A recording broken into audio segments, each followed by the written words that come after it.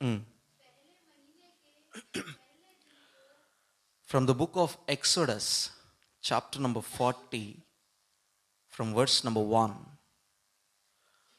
निर्गमन की पुस्तक अध्याय नंबर 40 उसका पहला आयत से इस प्रकार लिखा है। फिर यहोवा ने मूसा से कहा, पहले महीना का पहले दिन को तू मिलाप वाली तंबू को खड़ा करना। आमेन, हालेलुया। परमेश्वर का वचन इस प्रकार कहता है, on the first day of the first month, पहला महीना का पहला दिन, मतलब the beginning of the year, साल शुरुआत की दिन। प्रभु कहता है तुम मिलाप वाली तंबू को खड़ा करना। Tabernacle represents the presence of God. तंबू परमेश्वर की उपस्थिति को दर्शाता है, और उस तंबू को खड़ा करने के लिए प्रभु की ओर से हुक्म मिली थी मूसा को। अगर हम अपने आप को सवाल करें कि क्या मैंने इतने साल जीवन बिताया हूं, क्या मैंने कुछ हासिल किया, क्या मैंने प्रभु के सम्मुख में खड़ा होते समय लज्जित होने का कारण, उन कारणों को मैंने मेरे जीवन में से हटाया कि नहीं? अगर इस प्रकार के सवाल हम अपने जीवन में अपने आप को करेंगे, so when you question yourself, क्या मेरे अंदर कुछ कमी दिख रहा है, या मेरे अंदर हिम्मत है कि प्रभु के सम्मुख में जाकर के खड़ा होकर के कह पाऊं कि प्रभु मैंने इतने सालों में या इस साल में मैंने ये कर दिया तुम्हारे लिए, या मैंने इस फल फला हूं तेरे लिए। अगर नहीं है, if you didn't bring any fruit for the lord, no issue, no problem, कोई दिक्कत नहीं है। दिक्कत यह है, the problem is this, if you are having one more year in your life, अगर एक और साल तुम्हारे जीवन में प्रभु जोड़ रहा हो, तो प्रभु को कम से कम इस साल के लिए जवाबदारी बनकर चलना जरूरी है। आमेन। At least for this year you should make yourself available to the Lord, and you should commit yourself to bring the fruits for His glory. Because every year is an opportunity in our life. Amen. हर एक साल हमारे जीवन में प्रभु की ओर से दिया हुआ एक दया की मुकुट है, और उसकी अनुग्रह से भरा हुआ उमड़ते रहने वाली हौंदी है। उसकी अनुग्रह हमेशा हमारे जीवन में भरा हुआ है, हर समय, हर समय, चाहे हम उनके लिए ईमानदार हो या ना हो, फिर भी उनकी अनुग्रह भरपूरी से हम पर ठहरा हुआ है। Whether you are faithful unto Him or not, it doesn't matter, but His grace remained upon you till today. हम उस अनुग्रह के लिए जवाबदारी बनकर रहना जरूरी है, और कम से कम इस साल में पहला दिन की, पहला महीना की पहला दिन में प्रभु के लिए हम एक तंबू को खड़ा करेंगे, वाचा की तंबू। That's a tabernacle of the covenant on the first day of the first month.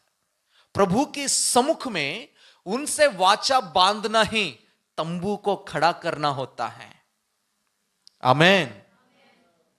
तो आज हम इस उनके सम्मुख में आए हैं। बहुतों ने अपना समय पब में गुजार रहे हैं, अपना समय को बहुत सारे अलग अलग चीजों में लेकर के जा रहे हैं, पर हम प्रभु के सम्मुख में आकर बैठे हैं ताकि हम इस साल की शुरुआत उनकी उपस्थिति में शुरुआत कर पाए। हालेलुया, आमेन। अभी हम देखते हैं प्रभु ने हमारे नए साल के लिए दिया हुआ वायदा को। What God have given us a promise for the year of 2024. Let's read that verse from the book of Exodus. निर्गमन की पुस्तक अध्याय नंबर 33 आयत नंबर 14 और 15. From the book of Exodus chapter number 33 verse number 14 and 15. इस प्रकार कहता है, यहोवा ने कहा, मैं आप तेरे साथ चलूंगा और तुझे विश्राम दूंगा. It says like this. He said, my presence shall go with you and I will give you rest. Amen. Praise the Lord. हर किसी के जीवन में प्रभु अपना विश्राम देना चाहता है.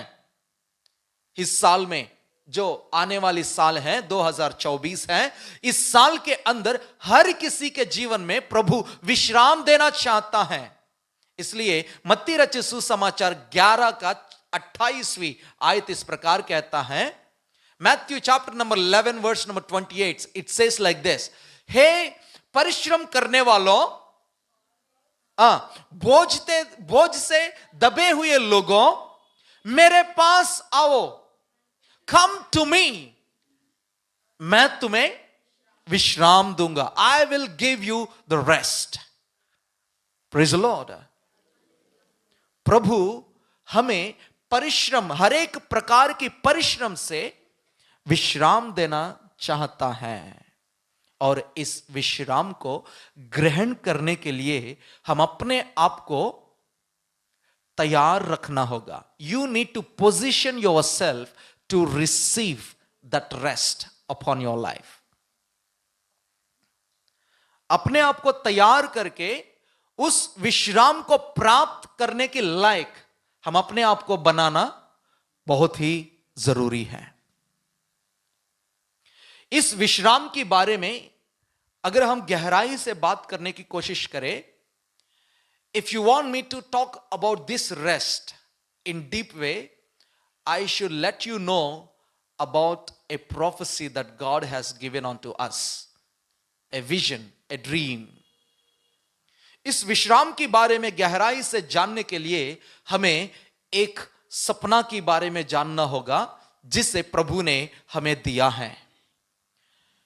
मैंने इस सपना को पाया था और इस सपना के बारे में आज सुबह कलीसिया में मैंने प्रचार किया था. और उसके बाद मुझे गवाहियां मिलने लगे हैं.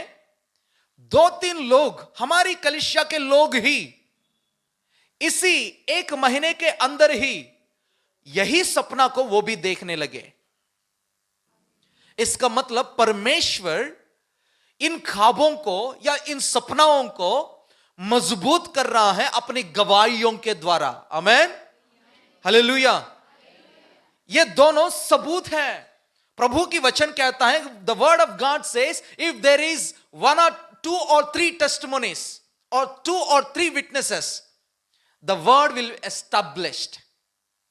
अगर 2 या 3 गवाहियां आपको मिल गया हो तो फिर उस वायदा या उस वचन को प्रभु स्थिर करता है. ख्वाब यह था, the dream was this,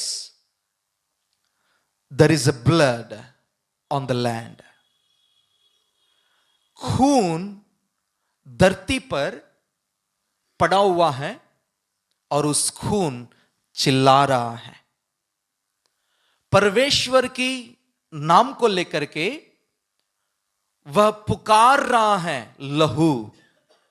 the blood was shouting on to the lord, praying on to the lord. The blood was praying. खून परमेश्वर के सम्मुख में, उनकी उपस्थिति में उनके नाम ले लेकर चिल्लाने लगा.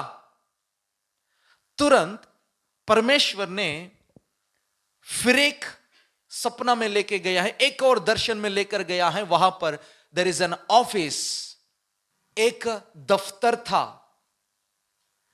जहां खून पड़ा हुआ है।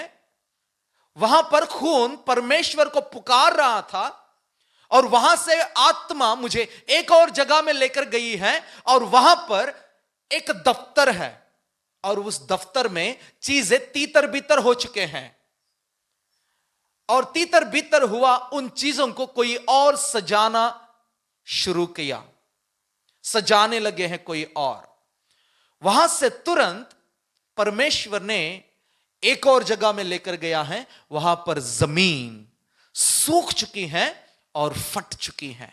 जैसे सूखा हुआ खेत फट जाती है, उसी प्रकार फटा हुआ जमीन। यही था सपना।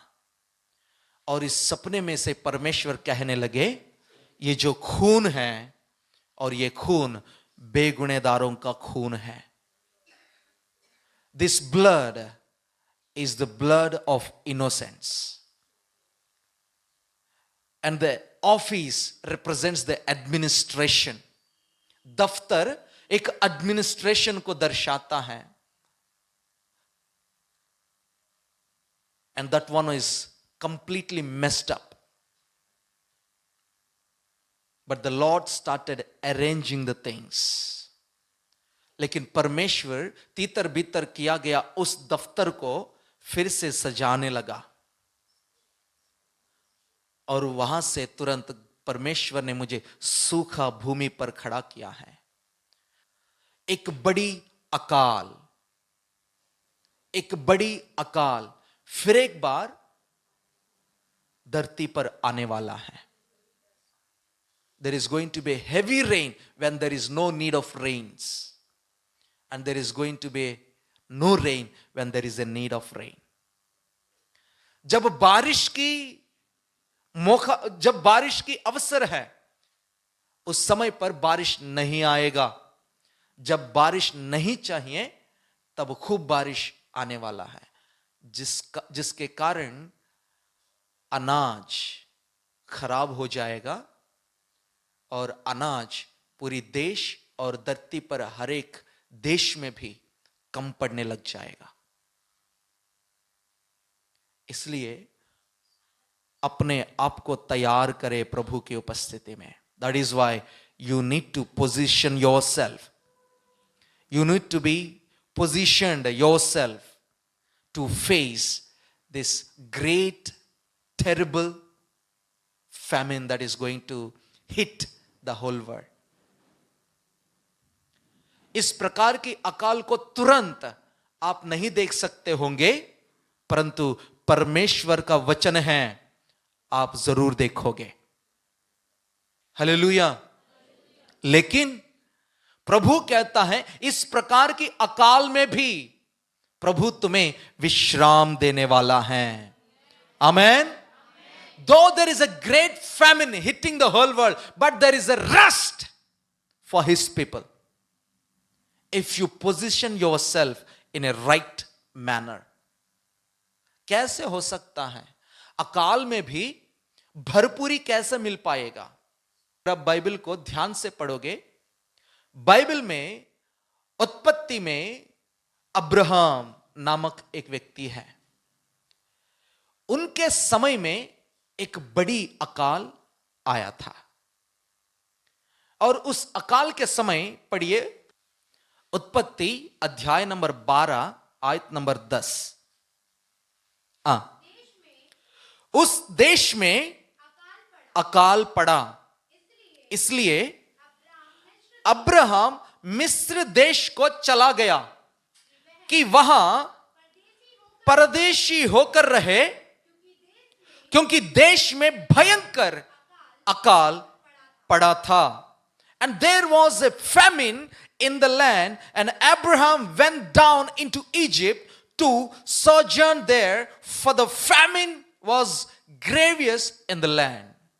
There was a great famine took place in the land. बहुत ही बड़ा, बहुत ही अजीब सी, बहुत ही खतरनाक अकाल आ पड़ा है, जिसके कारण अब्राहम उस देश को, जिस देश के बारे में परमेश्वर ने वायदा किया, उस देश को छोड़कर अब्राहम मिस्र देश की ओर चल पड़ा था। और वहां पर अगर आप आगे पढ़ोगे, अब्राहम ने बहुत सारे दिक्कतों को सामना करना पड़ा मिस्र देश में। And the same famine again attacked in the days of Isaac. If you read it from chapter number 26, वही फिर एक बार उसी प्रकार एक और अकाल इसहाक के दिनों में भी आया था। और इसहाक के दिनों में जब अकाल पड़ी थी, पढ़िए क्या किया इसहाक ने। 26वीं आयत, उत्पत्ति 26वीं आयत, इन चैप्टर नंबर 26,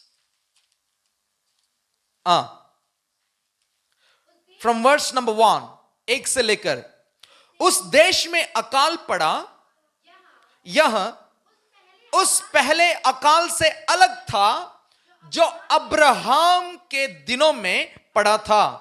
इसलिए इसहाक गरार को फलिस्तियों के राजा अबीमेलेक के पास गया था।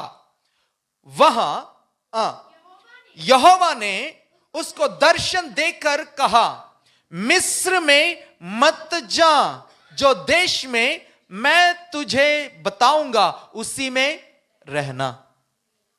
हालेलुया। अब्राहम ने, इसहाक की पिता अब्राहम ने अपनी अकाल के समय, देश में जब अकाल पड़ी थी उस समय उसने मिस्र देश चला गया था। और वही उसी प्रकार एक और अकाल आने पर इसहाक और वही चीजें, वही रास्ते में चलने को कोशिश किया था, लेकिन परमेश्वर ने कहा खबरदार नहीं जाना मिस्र देश में। क्यों? क्योंकि मिस्र देश इस्राएलियों के लिए बंधन था। अगर मिस्र देश में वे प्रवेश करेंगे तो वहीं पर उसे शैतान पकड़ लेगा और गुलाम बना देगा। इसलिए इसहाक से कहा गया है नहीं नहीं वहां मत जाना। लेकिन याकूब के समय में जब फिर से अकाल आया था, तब वे दोबारा वही जाने लगा। चाहते हुए वे मिस्र देश में चले गए थे और वहां से वे बाहर आने में उन्हें 400 साल की समय लगी। वहां पर गुलाम बन के रह गए हैं। इसलिए हमारे लिए हम कहां हैं इस अकाल के समय, हम कैसे हैं, कैसे व्यवहार कर रहे हैं प्रभु की उपस्थिति में, यह मैटर करता है। अगर गलत कदम उठाएंगे तो हम गुलाम बनने की खतरा है। संकट के समय अगर एक भी कदम तुम्हारी गलत पड़ गया तो समझो पीढ़ियों तक तुम गुलाम बन जाओगे। इसलिए बी केयरफुल इन 2024 में बहुत ही खतरनाक चीजें होने वाले हैं। There is going to be very difficulties going to take place in 2024. 2024 is going to enlighten spirituality in every religion. 2024 में हर किसी धर्म में आत्मिकता को जगाती है। 2024 हर एक धर्म में हर कोई अपना अपना धर्म को पालन करना शुरू करेंगे मजबूत तरीका से। सिर्फ मसीह लोग ही नहीं, हर एक धर्म के लोग अपनी अपनी आत्मिकता को जगाने में लग जाएंगे, क्योंकि चीजें ऐसे होने वाले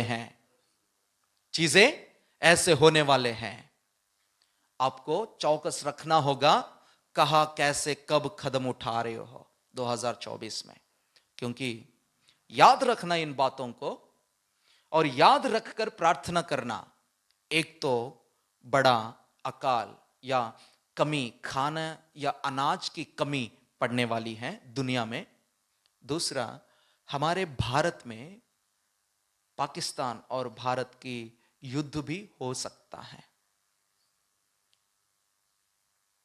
एक और चीज है, चीन में से छोटा सा एक और देश अलग भी होगा। और ये बातें आपको अजीब से लगेंगे, पर समय हमारे सामने साबित करता है। हालेलुया। और आपको यह भी ध्यान रखना होगा, अमेरिका जैसे अमेरिका है, उस अमेरिका अपनी अधिकार को, अपनी पकड़ जो है दुनिया पर, उसे जल्दी से जल्दी उसे खो देने वाला है। अपनी पकड़ को खोने वाला है अमेरिका। ये चीजें हमें बड़ा भविष्यवक्ता बनकर कहने के लिए जरूरत नहीं है। समय को समझ पाओगे तो आपको समझ आएगा। इसलिए प्रभु की वचन भी कहता है कि मेरे लोग इसलिए नाश हो रहे हैं क्योंकि उनके अंदर क्या कमी है? विश्वास नहीं, ज्ञान की कमी है। ज्ञान ना होने के कारण मेरे लोग नाश हो रहे हैं। My people are perishing because of the lack of the knowledge.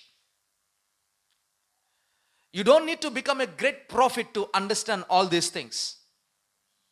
If you observe the seasons, you will understand. With USA, कोई भी ऐसा राज्य नहीं है जिसने 200-250 से अधिक साल तक अपना हुक्म चला पाया दुनिया में। और वही रीति से, उसी रीति से अमेरिका के साथ भी होने वाला है। मैंने आज सुबह ही, जैसे परमेश्वर ने मुझे इंस्पायर किया था, मुझे प्रेरणा दिए थे, मुझे आभारा पवित्र आत्मा ने, और उन चीजों को मैंने नोट किया था।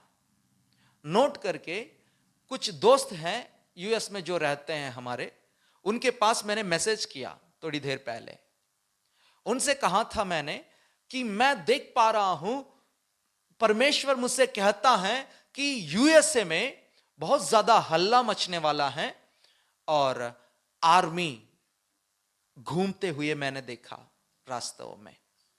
आर्मी तब उतरता है जब लॉ एंड ऑर्डर खराब हो जाती है। पुलिस की जो उनके हाथ से नहीं हो पाता है, तब आर्मी उतरता है ना? If police failed, then the army will come into action. I have seen the army in the streets of USA, which means there is going to be a law and order issue. There are many things going to take place in USA from now. Might not be exactly in the year of 2024, but from now you will see that. हो सकता है इसी साल के अंदर ही ये सारे चीजें नहीं हो पाएंगे, लेकिन इस साल से इन चीजों की शुरुआत आप देख पाएंगे। That is why it is very much important how you are positioning yourself. इसलिए आपके लिए बहुत ही अनमोल चीज होती है कि कैसे आप आत्मिकता में और अपने जीवन में कदम उठा रहे हो। सुबह मैंने कहा था कैसे दानियेल के साथ जिब्राइल और मिखाएल के साथ आत्मिक दुनिया में जैसे चीजें होने लगे, जिससे 400 साल के बाद उसकी असर पड़ी थी। उन बातों के बारे में मैंने सुबह ही बातें किया था। वैसे ही you should be very, very careful in the year of 2024. Bharat के लिए एक खुशी की बात भी है। इस साल से हमारे भारत में अलग अलग नया कंपनियां आकर के यहां एस्टैब्लिशमेंट करने वाले हैं, जिससे भारत की इकोनॉमिकल स्टेटस बढ़ने वाला है। और धीरे धीरे धरती पर जितने भी देश हैं, हर एक देश पर भारत हुक्म चलाने की स्थिति तक पहुंच सकता है। हालेलुया। भारत के लिए यह है, इसके लिए हमें प्रार्थना करना होगा। साथ साथ में हमारे साथ अनाज की कमी की समय ना आने पाए। हालेलुया। आने वाले भयंकर समय में अपने आप को छुपाने के लिए या बचाने के लिए आपको अनुग्रह चाहिए।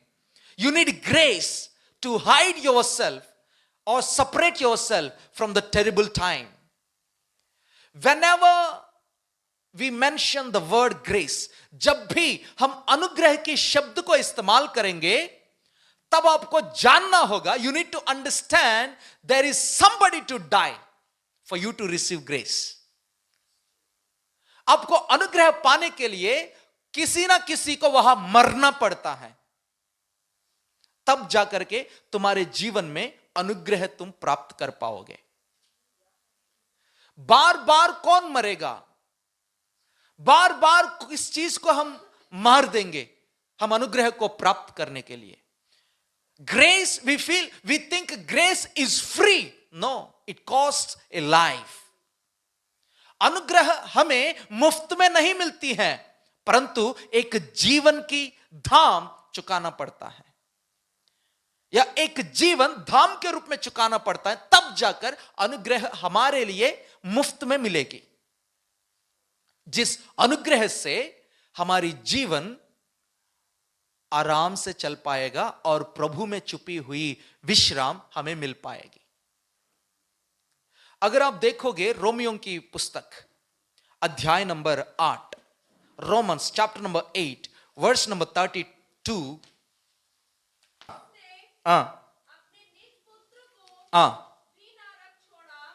जिसने अपने निज पुत्र को भी ना रख छोड़ा, परंतु उसे हम सब के लिए दे दिया है, वह उसके साथ हमें और सब कुछ क्यों ना देगा। हालेलुया। Leave this verse here and go to the book of Hebrews. आइए इस आयत को ऐसे पकड़ लीजिए और जाते हैं हम हिब्रानियों की पुस्तक में, अध्याय नंबर 9 आयत नंबर 11 से। आराम से, ध्यान से और अच्छा से पढ़ते हैं। देखिए, और बकरों और बछड़ों के लहू के द्वारा नहीं, पर अपने ही लहू के द्वारा एक ही बार पवित्र स्थान में प्रवेश किया और अनंत छुटकारा प्राप्त किया है।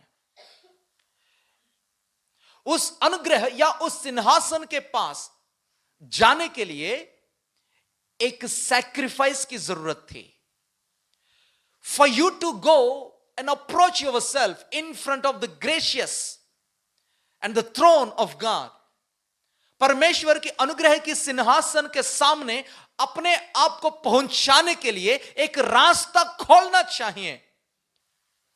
परमेश्वर उनके सम्मुख में हमें पहुंचने के लिए हमें हिम्मत प्रभु यीशु मसीहा में मिली है। अगर प्रभु यीशु मसीहा अपनी खून नहीं बहाए होते तो हमें प्रभु की अति पवित्र स्थान में पहुंचने की अधिकार नहीं मिलती है। अभी हमें अति पवित्र स्थान यानी कि परमेश्वर के सम्मुख में डायरेक्टली जाने के लिए हमें रास्ता खुला गया है, और उस रास्ता प्रभु यीशु मसीहा मरने से हमें मिली है। अगर वो नहीं मरे होते, अगर उनकी लहू नहीं बहाया हुआ होता, तो हमें अपने आप को मरना पड़ता है या अपने आप को मारना पड़ता है। लेकिन बाइबल कहती है पूरी दुनिया के लिए प्रभु यीशु मसीहा अपने आप को बलिदान करने से हमें उस अनुग्रह को प्राप्त करने के लिए हमें मौका मिली है। हमारे जीवन में परमेश्वर के अनुग्रह को प्राप्त करने के लिए जिस तरह यीशु मसीहा की बलिदान हुआ था, उसी तरह हमें भी बलि या समर्पण करना जरूरी है। हालेलुया। किस प्रकार की बलि, कैसी बलि हमें करना चाहिए? परमेश्वर प्रार्थना को भी इनकार कर सकता है, परंतु बलिदान को नहीं। हमारी बलिदान पर हमारी आशीष डिपेंड होते हैं। जितना सैक्रिफाइस आप अपने जीवन में परमेश्वर के लिए कर पाओगे, उससे बढ़कर अनुग्रह प्रभु आपके जीवन में दे देता है।